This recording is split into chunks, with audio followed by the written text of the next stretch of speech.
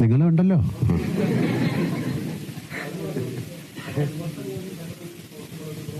അതൊക്കെ വിമർശനങ്ങൾ ആ സമയമല്ലേ. ഞാൻ ഇതെല്ലാം എൻ്റെ തോളത്ത് ഏറ്റി നടക്കുന്ന ഒരാളല്ല. അത് ആ സമയം കഴിഞ്ഞു. എല്ലാത്തിനും അതിൻ്റെതായ ഒരു സമയമില്ലേ ദാസ എന്ന് പറയുന്നത്. ഇപ്പൊ അതൊക്കെ മറക്കൂ. ഇപ്പൊ ഈ പ്രസന്റിൽ ഏറ്റവും നല്ല സന്തോഷത്തിന്റെ സമയമാണല്ലോ. അപ്പൊ ആ പുറകിലേക്ക് എന്തിനാ ചിന്തിക്കുന്നത്? നമുക്ക് മുന്നോട്ട് ചിന്തിക്കാം. മുന്നോട്ടും ചിന്തിക്കണ്ട, ഈ പ്രസന്റിൽ ചിന്തിക്കാം.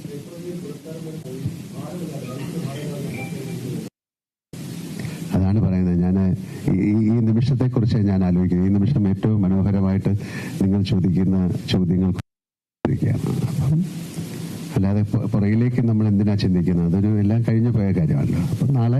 അപ്പം നാളെ കുറിച്ചും ചിന്തിക്കാൻ പാടില്ല. പക്ഷേ നാളെക്കുറിച്ച് ചിന്തിക്കണം. നാളെ എത്ര മണിക്കാണ് എൻ്റെ ഫ്ലൈറ്റ്? നാളെ ഞങ്ങൾ ദൃശ്യം 3 തുടങ്ങുന്ന ദിവസമായിരുന്നു. നാളെ ഞങ്ങൾ രാവിലെ തുടങ്ങും. അത് കഴിഞ്ഞ് എനിക്ക് ഉച്ചയ്ക്ക് പോകണം. എന്ത് ഡ്രസ്സ് ഇടണം, അങ്ങനെയൊക്കെ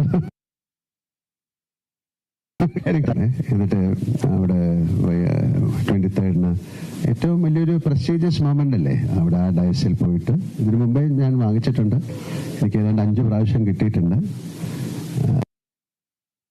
കൂടുതൽ 7-8 പ്രാവശ്യം ടൈ വന്ന് പോയിട്ടുണ്ട്. അപ്പൊ ആ സ്ഥലവും പരിസരമൊക്കെ എനിക്കറിയാം. എന്നാലും അവിടെ പോയി അത് വാങ്ങിക്കും. എൻ്റെ കുടുംബമൊക്കെ ആയിട്ട് പോയി വാങ്ങിക്കുകയും എൻ്റെ സുഹൃത്തുക്കളുമായിട്ടൊക്കെ പോയി വാങ്ങിക്കുകയും അത് എത്രയോ ആൾക്കാർ കാണുകയും അതൊക്കെ ചെയ്യുന്നൊരു മൊമെന്റ് എന്ന് പറയുന്നത് വളരെ എന്നെ സംബന്ധിച്ചിടത്തോളം വലിയൊരു എന്താ പറയുന്നത് ഒരു സന്തോഷത്തിന്റെ സമയമാണ്. എന്താ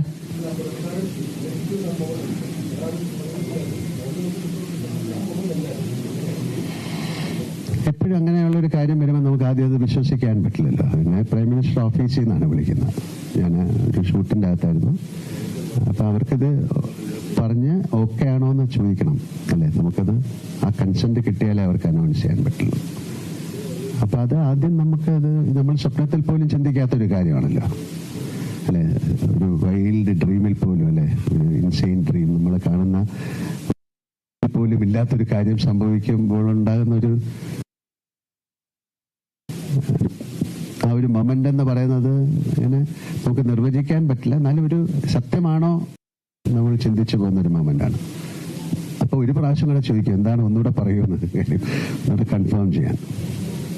ഇപ്പൊ എനിക്ക് ആദ്യത്തെ ഒരു നാഷണൽ അവാർഡ് കിട്ടിയപ്പോൾ എന്നെ വിളിച്ചു പറഞ്ഞപ്പോൾ ഞാൻ ഒന്നുകൂടെ പറയാൻ പറഞ്ഞു. കാര്യം അത് സത്യമാണോ എന്ന്.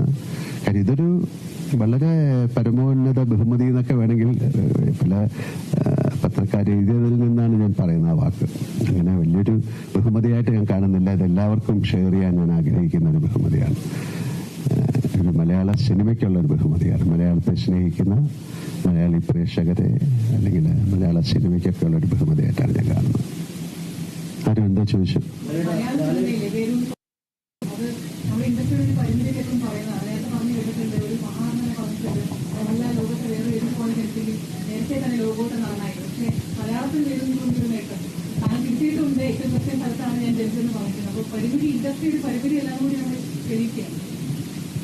അങ്ങനെ പരിമിതികളൊന്നും ഇല്ലല്ലോ. സിനിമയ്ക്ക് ഒരുപാട് ഓപ്പണിംഗ് ആണല്ലോ. ഇപ്പം ടെക്നോളജി മാറി. പഴയ സിനിമ പോലെ അല്ലല്ലോ. ഇപ്പം മലയാള ഡബ് ചെയ്ത് വരുന്ന സിനിമയാണ്. അത് ഇന്ത്യയിൽ മാത്രമല്ല പുറത്തേക്കുള്ള ഇപ്പൊ ഒരു സിനിമ വേണമെങ്കിൽ ഒരു 200 ഭാഷയിൽ ഡബ് ചെയ്യാനുള്ള മെക്കാനിസം ഉണ്ട്. അപ്പം ആ ഒരു ഗേറ്റ് ക്രാഷ് ആയിരുന്നു ഒരു പീരിയഡ്. അതൊക്കെ മാറി ഇപ്പം ഇന്ത്യൻ എന്നുള്ളൊരു കോൺസെപ്റ്റിൽ വന്നു. അപ്പം മലയാള സിനിമ തമിഴ് സിനിമ എന്നില്ല, സിനിമ എന്നൊരു ലാംഗ്വേജിലേക്ക് അത് മാറി. അതുകൊണ്ട് അത്തരം പരിമിതികൾ മലയാള സിനിമയ്ക്കില്ല. നമ്മുടെ കോണ്ടന്റ് വൈസ് ഒക്കെ വളരെ ശക്തമായ പ്രമേയങ്ങളുള്ളൊരു സിനിമ ഇൻഡസ്ട്രി ആയിട്ടിപ്പോഴാണ് മലയാളത്തിനെ കാണുന്നത്. അതിൻ്റെതായ ഒരു സന്തോഷമുണ്ട്.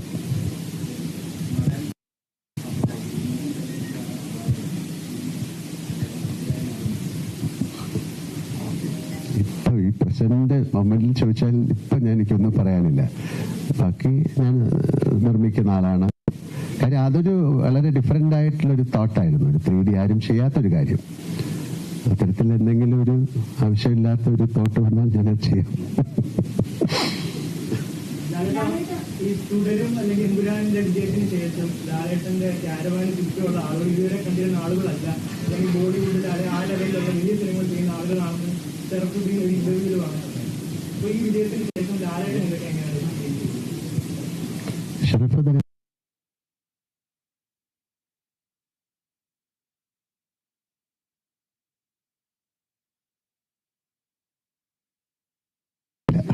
സിനിമ ഒരു വിഷയ സർക്കിളാണ്, ഒരു മാജിക്കാണ്. നമുക്ക് അതിനെക്കുറിച്ചൊന്നും പറയാൻ പറ്റില്ല. 2 സിനിമ സക്സസ് ആയാൽ അത് ഭയങ്കരമായിട്ട് എലിവേറ്റ് ചെയ്യും. ഒരു സിനിമ മോശമായാൽ അത് വീണ്ടും താഴേക്ക് വരും. അതൊരു പ്രത്യേക ഒരു സൈക്കിളാണ്. അപ്പം അതിൻ്റെ അകത്ത് 48 വർഷം നിൽക്കുക എന്ന് പറയുന്നത് ഒരു വലിയ സർക്കസാണ് അല്ലേ. അതൊരു സർക്കസ് പോലെയാണ്. നമ്മൾ ട്രപ്പീസ് അല്ലേ, അത് വളരെ വ്യക്തമായിട്ട് നമ്മളെ താങ്ങി നിർത്താൻ ഒരുപാട് പേര് ഉണ്ട്, നമ്മുടെ കൂടെ സഞ്ചരിക്കുന്ന ഒരുപാട് പേരുണ്ട്. അതുകൊണ്ടാണ് നല്ല സിനിമകൾ ഉണ്ടാകണം എന്ന് പറയുന്നത് ഒരു ആർട്ടിസ്റ്റിന്. അപ്പം അങ്ങനെ തുടരും. അതെൻ്റെ ജീവിതത്തിൽ ഏറ്റവും വലിയൊരു സിനിമയായിട്ട് മാറി. വളരെ സക്സസ്ഫുൾ ഫിലിമാണ് എമ്പുരാൻ, അതുപോലെ ഹൃദയപൂർവ്വം. ഇനി വരാനിരിക്കുന്ന സിനിമ എല്ലാം മഹത്തരമായ സിനിമ എന്നൊന്നും ഞാൻ അവകാശപ്പെടുന്നില്ല. അതിലും അത്തരം നല്ല സിനിമകൾ ഉണ്ടാകട്ടെ എന്ന് പ്രാർത്ഥിക്കാൻ പറ്റുള്ളൂ.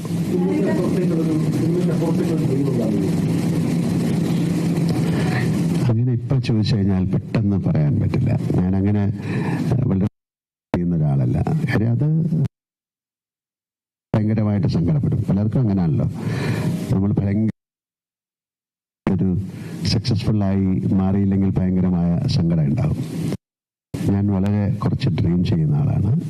നമുക്ക് കിട്ടുന്ന എന്താണ് നിങ്ങളുടെ ഒരു സോഷ്യൽ കമ്മിറ്റ്മെന്റ് എന്ന് പറഞ്ഞാൽ, എന്നോട് ചോദിച്ചാൽ എനിക്ക് കിട്ടുന്ന ജോലി, അത് ക്യാരക്ടർ ഏറ്റവും നന്നായി ചെയ്യാൻ ശ്രമിക്കും. നന്നായി ചെയ്യുന്നു ഞാൻ പറയില്ല, ശ്രമിക്കും.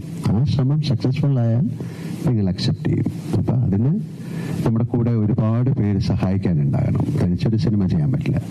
അപ്പം അത്തരം നല്ല സിനിമകൾ ഉണ്ടാകാനായിട്ട് പ്രാർത്ഥിക്കും. നല്ല സിനിമകൾ ഉണ്ടാകട്ടെ. എനിക്ക് മാത്രമല്ല, നല്ല സിനിമകൾ ഉണ്ടാകണം. മലയാള സിനിമയോ അല്ലെങ്കിൽ സിനിമ ഇൻഡസ്ട്രിയുടെ ചക്രം മുന്നോട്ട് തിരിയണമെങ്കിൽ നല്ല നല്ല സിനിമകൾ ഉണ്ടാകണം. നല്ല നല്ല എഴുത്തുകാരുണ്ടാവണം, സംവിധായകർ.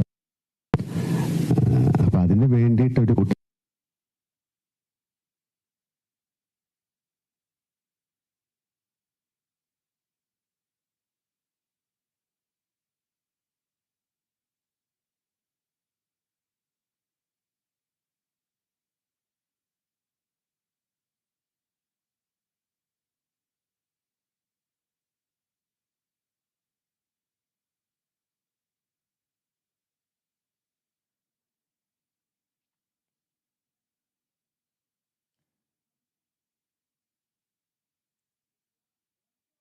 പുരസ്കാര തിളക്കത്തിൽ മോഹൻലാലിൻ്റെ ശ്രദ്ധേയമായ വാക്കുകളാണ് ഇപ്പോൾ നമ്മൾ കണ്ടത്. ഇന്ത്യൻ സിനിമയ്ക്ക്, മലയാള പ്രേക്ഷകർക്ക് അല്ലെങ്കിൽ മലയാള സിനിമയ്ക്ക് കിട്ടിയ പുരസ്കാരമാണ് തനിക്ക് കിട്ടി എന്നതിലുപരി ഇന്ത്യൻ സിനിമയ്ക്ക് കിട്ടിയ പുരസ്കാരമാണ്. ജൂറിക്കും കേന്ദ്ര ഗവൺമെന്റിനും നന്ദി പറയുകയാണ്. എന്തായാലും ഹൃദയപൂർവ്വം അദ്ദേഹം ഒരു നന്ദി പറഞ്ഞിരിക്കുകയാണ്. തുടർ ചിത്രങ്ങളെപ്പറ്റി പറയുന്നുണ്ട്. എന്തായാലും ഈ ഒരു പുരസ്കാരം